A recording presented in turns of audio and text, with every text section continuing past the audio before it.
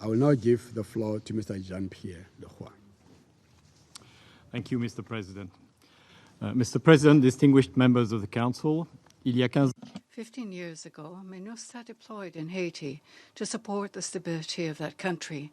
Today, on this last day of the MINUJUSTH's mandate, and with Haitians themselves, we turn the page on peacekeeping in Haiti. But we are not closing the book on United Nations support. This chapter, which comes to an end today, was characterized by shared successes with the people of Haiti, the tragedy of the earthquake, and by lessons in what we should have done better. Today, we must think together about all of these aspects. They are the basis on which we can go into the next stage of the partnership of Haiti with the United Nations. And in order to do so, I am happy that today we have participating at this meeting His Excellency Patrick Saint-Hilaire, Chargé d'Affaires of Haiti at the United Nations, and Her Excellency MINUJUSTH. In Haiti certainly gives us a lot to reflect upon. The country is facing a significant political crisis intertwined with socio-economic challenges. These in turn affect the security environment, which further feeds political instability, a cycle that the country has seen one too many times. I want to highlight the following key elements and latest developments in this crisis. First, the institutional functioning. The President's fourth government has not received confirmation in Parliament following two violent interruptions of Senate sessions that were expected to do so last month. The scenes of political violence in the Senate were deplorable, and the absence of a follow-up session did not allow for democratic vote to determine the Senate's position. Without a confirmed government, key tasks of the executive, such as the submission of the budget for the current year, remain stalled. As legislative elections cannot take place in the current political stalemate, the stage is set for an institutional vacuum at the beginning of next year, when the mandate of the members of the lower chamber and at least one-third of the Senate comes to an end. The second aspect is the national dialogue. The 25 September President's call for national dialogue and for the formation of a unity government is viewed by the opposition as, and I quote, too little, too late. Opposition groups are putting forward the acceptance by the President of the principle of his departure as a precondition for dialogue, thereby leaving little room for negotiation of a unity government. Mistrust is making compromise difficult. And yet the formation of such a government may well provide a way forward to lasting political solutions that are desperately needed. It remains to be seen whether the formal designation by the President on the 9th of October of former Prime Minister Evans Paul and 6 other personalities to conduct outreach with the opposition will create more space for problem-solving and rapprochement. The third aspect is security. The security situation has deteriorated in the past month as large segments of the population dissatisfied with their leaders and the socio-economic conditions in the country are being mobilized in renewed demonstrations by opposition leaders demanding change, including in the presidency. Amongst them, some are ready to use violence to achieve political goals, including by attacking national institutions and destroying public and private property. Preliminary MINUJUSTH estimates indicate that at least 30 people have been killed during the protests between the 15th of September and the 9th of October, including 15 by police officers. An additional 71 individuals have been injured. An increase in hate speech and use of media to incite violence also represent worrying trends. Notwithstanding a demonstration in front of the MINUJUSTH log base on the 4th of October, there have not been direct threats against United Nations staff and premises. The Haitian National Police has already been facing its first test in managing security without international operational support following the end of operations of the last formed police unit on the 9th of September. It has performed well, but continued advisory support by the United Nations, as well as material support by bilateral partners, are still needed to boost its operational internal oversight and human rights capacities. The fourth aspect is the humanitarian one. The struggling Haitian population is faced with additional challenges as roadblocks and general insecurity are paralyzing normal activities and obstructing humanitarian operations. The current situation has affected the most vulnerable people's access to food. Hospitals, orphanages, civil protection units and other emergency services have been severely impacted, functioning with limited capacity due to fuel shortages, lack of safe water and medicine, and other essentials. La capacité et la responsabilité de sortir de cette crise. The ability and the responsibility to emerge from this crisis, which may undermine the progress made in recent years, is in the hands of Haitians of all political persuasions. Only their commitment to political dialogue in good faith, their rejection of violence, and their will to reach compromises will open the way to solutions that will go through reforms to the deepest political and institutional roots of recurrent instability in Haiti. I hail the efforts of the Special Representative of the Secretary General, Hélène Lalim, as well as the colleagues of MINUJUSTH, to the very last day of the mission, to maintain a concerted dialogue alongside international partners with a broad range of counterparts in order to bring them to the table and promote Haitian solutions to the current challenges. These efforts must continue in the framework of the new configuration of the United Nations in Haiti, beyond the settlement of the current crisis. This is essential to establish the conditions for dialogue over the longer term. As we look to the future, I also wish to honor the sacrifice of the 188 blue helmets, whether military, police, or civilians, who gave their life in Haiti during the past 15 years.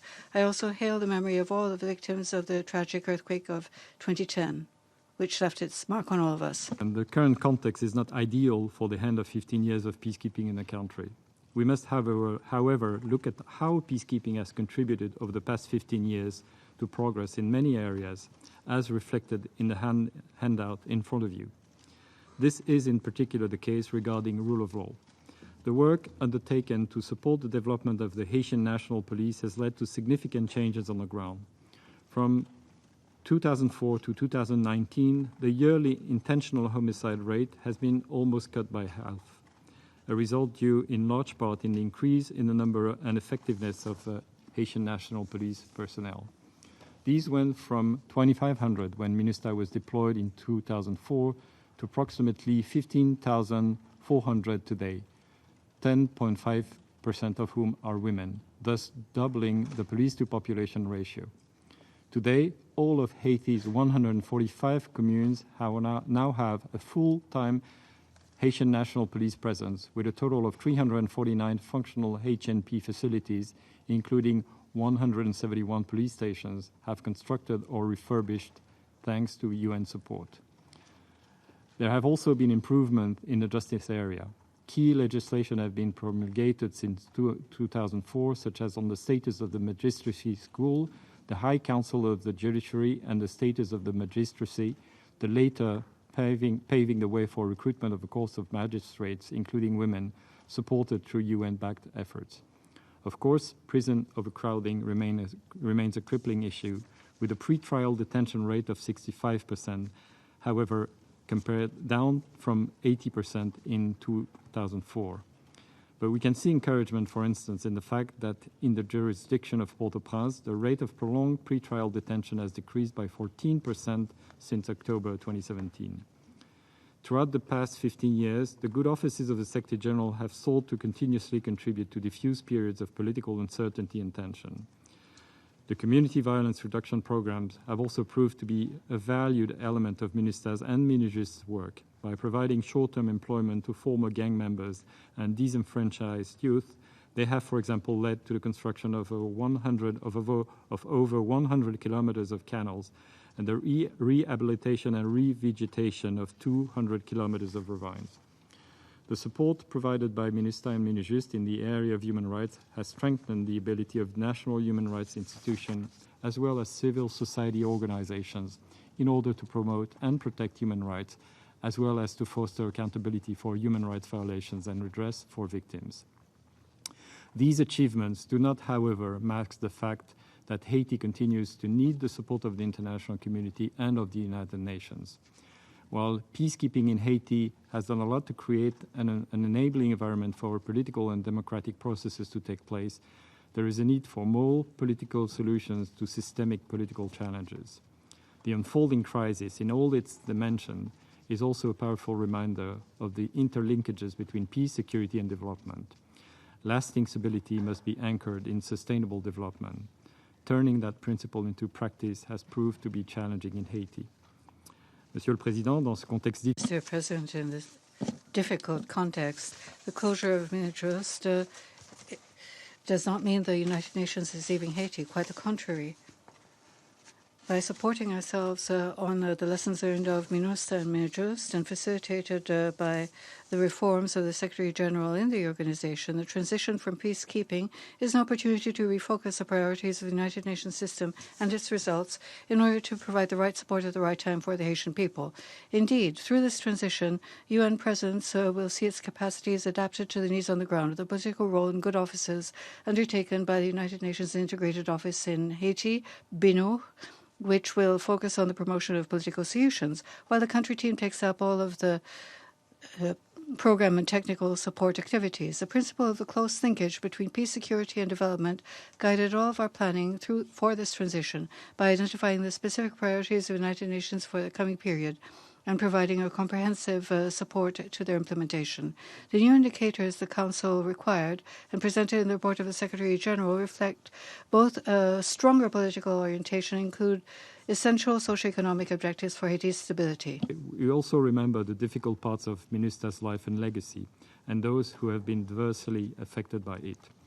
The end of peacekeeping does not put an end to the work of the United Nations in eliminating cholera, nor does it put an end to our efforts to address sexual exploitation and abuse and related paternity cases.